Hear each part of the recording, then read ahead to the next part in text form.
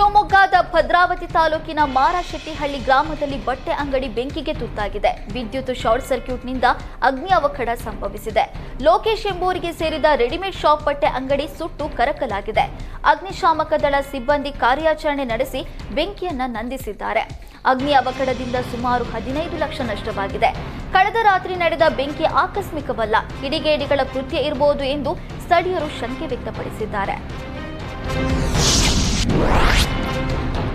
ಮುಖ್ಯ ಶಿಕ್ಷಕಿ ಅಡುಗೆ ಸಿಬ್ಬಂದಿ ತಿಕ್ಕಾಟಕ್ಕೆ ವಿದ್ಯಾರ್ಥಿಗಳು ಬಲಿಪಶುಗಳಾಗಿದ್ದಾರೆ. ಯಾದಗಿರಿ ಜಿಲ್ಲೆಯ ಸುರಪುರ ತಾಲೂಕಿನ ಶಾಂತಾಪುರ ಗ್ರಾಮದ ಸರ್ಕಾರಿ ಶಾಲೆಯಲ್ಲಿ ಆಡಳಿತ ಸಿಬ್ಬಂದಿ ಕಿತ್ತಾಟ ತಾರಕಕ್ಕೇರಿದೆ. ಮುಖ್ಯ ಶಿಕ್ಷಕಿ ಹಾಗೂ ಅಡುಗೆ ಸಿಬ್ಬಂದಿ ವೈಮನಸ್ಸಿನಿಂದ ಬಿಸಿಯೂಟ ಸ್ಥಗಿತವಾಗಿದ್ದು, ಕಳೆದ 5 ದಿನಗಳಿಂದ ವಿದ್ಯಾರ್ಥಿಗಳು ಬಿಸಿಯೂಟವನ್ನು ಸವಿದಿಲ್ಲ. ಸುಮಾರು 350ಕ್ಕೂ ಹೆಚ್ಚು ವಿದ್ಯಾರ್ಥಿಗಳು ಮಧ್ಯಾಹ್ನದ ಬಿಸಿಯೂಟದಿಂದ ವಂಚಿತರಾಗಿದ್ದಾರೆ.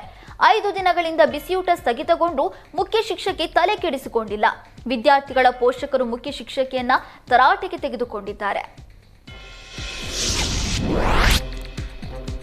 ರಾಮನಗರ ಜಿಲ್ಲೆಯಲ್ಲಿ ಬೈಕ್ ವೀಲಿಂಗ್ ಹಾವಳಿ ಹೆಚ್ಚಾಗಿದೆ. ಬೈಕ್ ವೀಲಿಂಗ್ ಮಾಡಿ ಇನ್ಸ್ಟಾಗ್ರಾಂನಲ್ಲಿ ಅಪ್ಲೋಡ್ ಮಾಡಿದ್ದ ಪುಂಡರ ವಿರುದ್ಧ ಪೊಲೀಸರು ಕೇಸು ದಾಖಲಿಸಿಕೊಂಡಿದ್ದಾರೆ.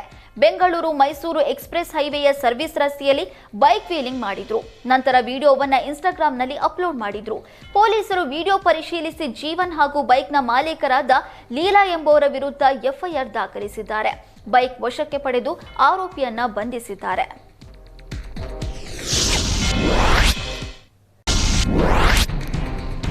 ರಾಯಚೂರಲ್ಲಿ ಬೇಸಿಗೆಗೂ ಮುನ್ನವೇ ಕುಡಿಯುವ ನೀರಿನ ಸಮಸ್ಯೆ ಉಲ್ಬಣವಾಗಿದೆ. ಸಿರವಾರ ತಾಲೂಕಿನ ಮಲ್ಲಟ್ ಗ್ರಾಮ ಪಂಚಾಯಿತಿ ವ್ಯಾಪ್ತಿಯ ಡಾಕ್ಟರ್ ಕ್ಯಾಂಪ್ನಲ್ಲಿ ನೀರಿಗೆ ಹಾಹಾಕಾರ ಸೃಷ್ಟಿಯಾಗಿದೆ. 250ಕ್ಕೂ ಹೆಚ್ಚು ಜನರು ವಾಸ ಮಾಡುವ ಕ್ಯಾಂಪ್ನಲ್ಲಿ ನೀರಿನ ಸಮಸ್ಯೆ ಶುರುವಾಗಿದೆ. 1,40,000 ಲೀಟರ್ ಸಾಮರ್ಥ್ಯದ ಕೆರೆ ನೀರು ಈಗ ಸಂಪೂರ್ಣ ಕಲುಷಿತಗೊಂಡಿದೆ. ಕೆರೆ ತುಂಬ ನೀರು ಇದ್ರೂ ಕೂಡ ಅದು ಕುಡಿಯೋದಕ್ಕೆ ಬಳಕೆ ಆಗ್ತಿಲ್ಲ. ಜನರು ನಿತ್ಯ ನೀರಿಗಾಗಿ ಹಾತೊರೆಯುವ ಪರಿಸ್ಥಿತಿ ನಿರ್ಮಾಣಗೊಂಡಿದೆ. ಕಲುಷಿತಗೊಂಡ ಕೆರೆ ನೀರು ಕುಡಿದ ಜನರಿಗೆ ಆರೋಗ್ಯ ಸಮಸ್ಯೆ ಎದುರಾಗಿದೆ. ವಾಂತಿ ಭೇದಿ, ಮೈಕೈ ತುರಿಕೆಯಿಂದಾಗಿ ಜನರು ಗೋಳಾಡ್ತಾ ಇದ್ದಾರೆ. ಕೆರೆ ಖಾಲಿ ಮಾಡಿ ಸ್ವಚ್ಛ ನೀರು ತುಂಬಿಸುವುದಕ್ಕೆ ಡಾಕ್ಟರ್ ಕ್ಯಾಂಪ್ ನಿವಾಸಿಗಳು ಮನವಿ ಮಾಡಿದ್ದಾರೆ. ಆದರೆ ಜನರ ಸಮಸ್ಯೆಗೆ ಮಲ್ಲಟ್ ಗ್ರಾಮ ಪಂಚಾಯಿತಿ ಪಿಡಿಒ ತಲೆ ಕೆಡಿಸಿಕೊಂಡಿಲ್ಲ.